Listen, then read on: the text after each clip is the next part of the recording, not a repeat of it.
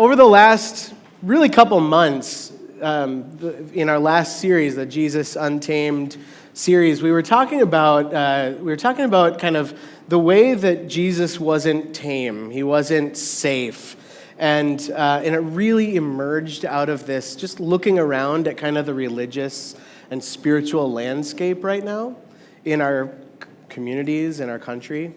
And the way that Jesus has been kind of twisted into this mascot for power and something entirely other than maybe what you read when you open the Bible. So we kind of are diving into it a little bit, and maybe even getting reintroduced to Jesus, who wasn't safe or tame, but rather a prophetic teacher who showed what love looks like in real life, which felt like a good place to be for a while.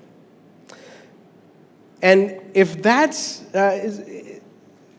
what I'll say too is that his call, his vision for the world wasn't abstract. I think oftentimes when we talk about Jesus, or we even talk about spirituality, it's done in this really abstract kind of way. But what we're trying to get into, and I hope you heard this at some point if you're around for that series, is that what Jesus was talking about, like the main point, I would summarize by saying what he was teaching was to love God, love people, and that's it. Like, the end. Love God, love people. Now, if that's the vision, which I feel like it's a good vision, right? Like, loving people feels like a good way to be in the world. And if that's the vision, the next question is, how do we live that out? So, loving people in theory is really good, but then you gotta be up close to people.